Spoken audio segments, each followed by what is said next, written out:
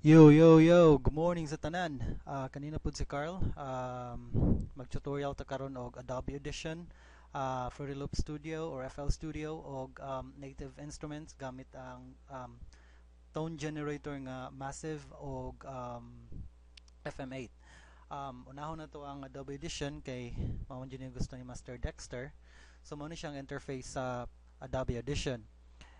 First thing ni mo nga hunaw-naon pag open nimo sa Adobe Audition is kailangan naka-setup ang imong mga input ug output plus ang imong whether mo gamit ka og gitara or MIDI keyboard or MIDI controller.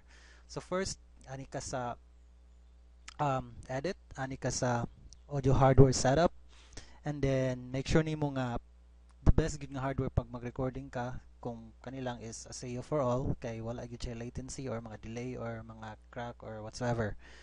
And then ang imong mga inputs, outputs, same here sa edit view, see you for all, and then sa recorders, encoder sub, see you for all, and then make sure ang imong input ug output naka-setup og tarong. And then anisag ka sa preferences kung magamit ka og MIDI keyboard, make sure nimo imong external controller dapat naka-none, and then dire dapat naka Microsoft GS Wave Table Synth og kung whatever man ang imong keyboard or MIDI controller makalista na siya dra. So karon akong gigamit kay M-Audio Keyrich 49. So X lang ka. So kung gusto na ka mag-record, first natong buhaton mag-record ta og kaning MIDI gamit ang akong keyboard. So kung mag-keyboard ka, mo na siya ang mga track die.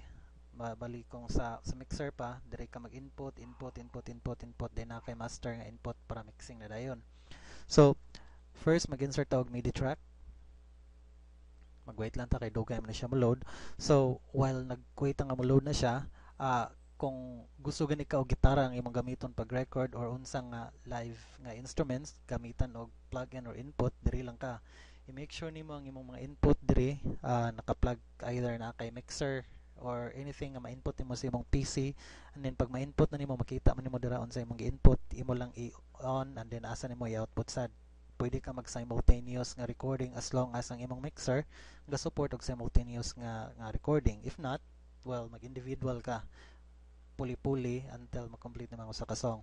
So since ni-load na nga tong MIDI track, first thing ni mga buhaton, i-click na mo ning L nga mo red na siya, and then increase na mo gamay imong volume, and then madto ka sa sequencer.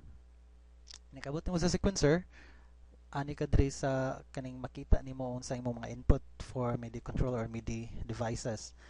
Dapat naka-check ni siya, dapat naka-check na siya. Kung unsa man imong controller diri or keyboard, dapat mao na imong i-check. Kung daghan kag naka-connect, make usara pwede nimo nga gamiton ana nga time for MIDI controller. So pwede lang kag X, and then next thing, pwede ini-click nimo diri, mangita ka sa imong voice generator or tone generator. By the way, kung wala pa ninyo na map ni siya, dapat i-map ninyo. Let's say pag load ninyo wala na siya diri, istoryahan mamay mo gawas nga pop-up nga pangitaan nimo asa dapit nakabot ng imong folder sa mga imong mga voices. Since na map naman ako, ang akong buhaton mogamit ko og piano. So since na load na nako ang piano, ani ko sa settings, mo na siya akong piano, mo na interface. And then pwede na ako na siya i-X, and then dapat ang input nako dapat all, ang output nako dapat all, otherwise dili na ko makontrol sa akong external nga keyboard controller or MIDI controller. So pag pupislit ko dire, matingog na siya.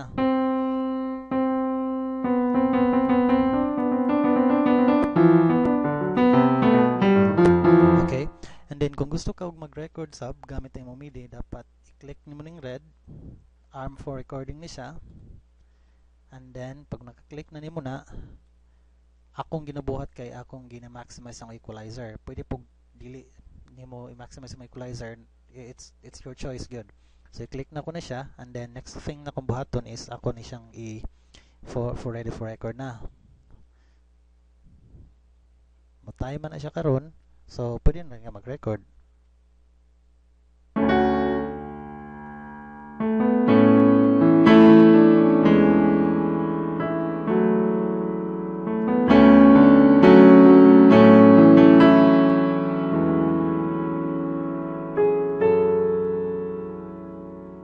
Okay, so pag mahuman na siya record, pwede lang nimo i-stop and then click ka kung asa ka nag-record and then play.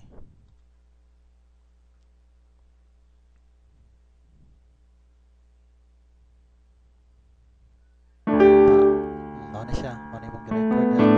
Kani siya in MIDI form pa ni siya. So imong buhaton na ni convert na siya og di ko madunggan. Okay. So ang imong buhaton na ni convert pa nimo ni siya og convert na to na siya og kanang WAV kung gusto ko in MIDI form pa na siya, mao na siyang mga notes kung makasabot og interpret ana. Pwede na to siya i-transfer gani og keyboard or any synthesizer, ma-interpret na siya sa synthesizer. And then let's say manamantag FL Studio manamantag record, let's say mag-add ka og voice, mangita lang kag input any input tree dire nimo i-add nimo ani lang ka dire sa input nimo unsa imong input, microphone or anything gusto nimong input dira, pwede ka mag-add og gitara, anything. Then let's say sa imong katong record nga keyboard magbutang ka og effects, ani lang kan sa insert effects, or let's say usually sa mga vocals kay comedy lisod man di man na ma-edit nimo, let's say sa mga vocals mag-edit ka ani lang ka diri sa imong track nga gusto nga i-edit, tangan nimo mga effects na diri, auto tune, filter, echo, tanan-tanan ni mga gusto nga buhaton. So I think mo 6 okay, mo try to move sa next na to nga cover nga tutorial, which is ang try na to ang native instruments. Okay, exit na to ni.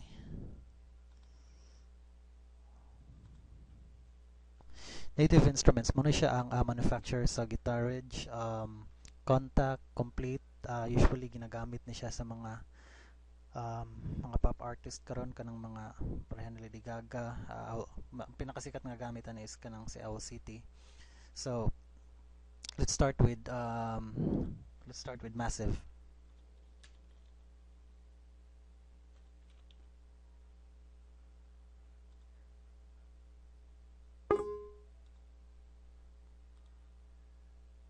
FM8 na lang kaya butas ato na butang. So kaning FM8 mukuan gyapon ni siya, more stand alone ni siya nga tone generator. Gamiton nimo imong keyboard pag-control sa mga voices diri, and then pwede na siya nimo magamit live, pwede na mo i-set up, kailangan kag laptop or iPad nga ma-directly control nimo ni siya nga software. Pero kailangan nimo nga naka-map ni siya ang imong imong setup diri, like sa audio and MIDI settings dapat SEO ni siya, and then MIDI nimo dapat naka-on imong Keyrage 49, tapos dapat naka-off ni siya kay imong output kanimong akong speakers gigamit karon. So maggamit og sample diri sa akong favorite sounds. Let's say kani. Gamiton akong keyboard dayon listen sa mga sound kung sa mga samples nga na diri nga ako na setup.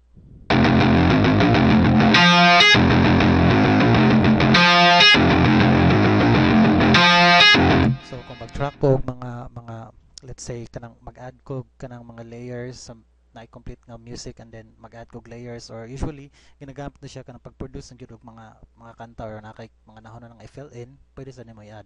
Mato sa next na kong na setup nga voice.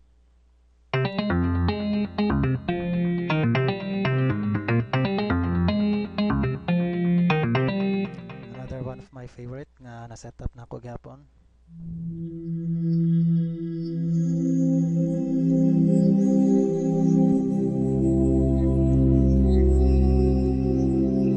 Muna siya ginagamit na ako kung mag-track may katong mga symphonic na gothic kanang mga horror.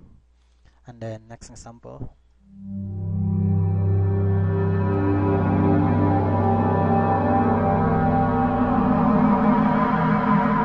As you can see, kung akong gamiton ako ang kining modulation sa akong keyboard, mo-move sa ni siya. Akong pitch bend, mulihok sa ni siya. So whatever imong button nimo sa imong keyboard, it's like kamo ni siya imong virtual nga keyboard, magamit na siya, except nga imong gigamit ang voices nga naa sa PC, pwede nimo magamit sa live nga performance, basta make sure lang sakto sa dang imong ang imong range, like na kay audio interface or saktong mixer nga dili gyud mohang while on live performance. So next atong sample.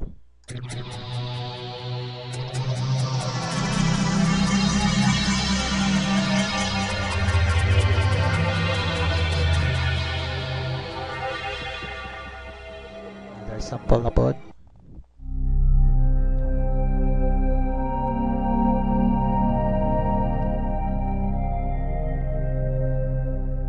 Another sample.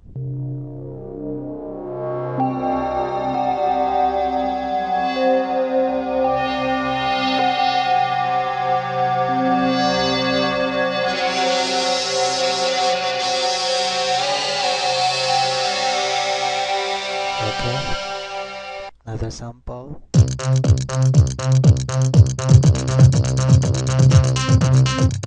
Dogs, dogs.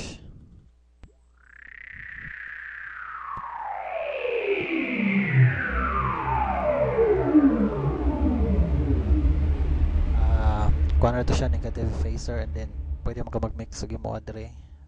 Later na ko na itudlo. Taas kayo.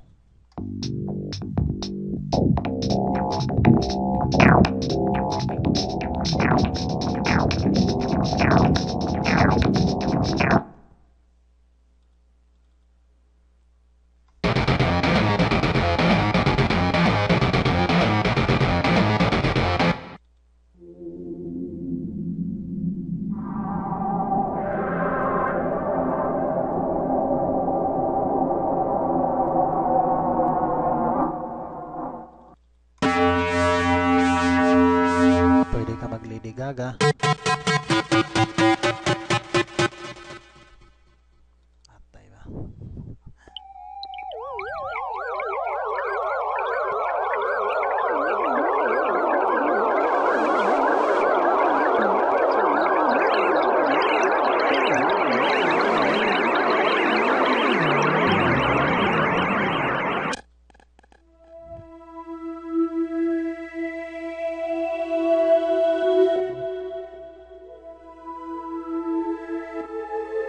So you can see kung unsa akong i-press na ko sa keyboard mo makita siya dre.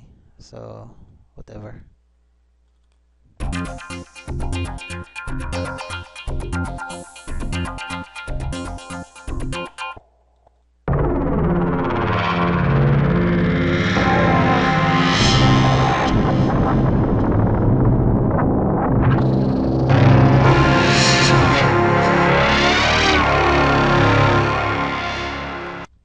Okay, another sample.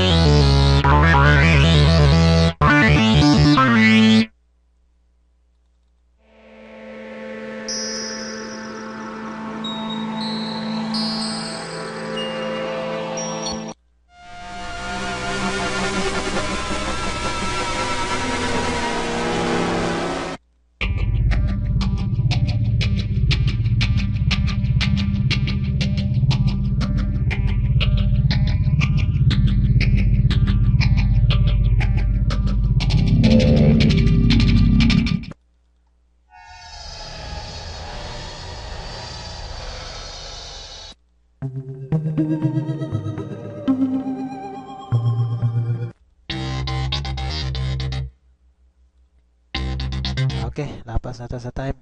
Sige, sa sunod na pod. Sa sunod na lang nato i-cover ang uban nga voices. Kay daghan na jud kayo. Sige, salamat.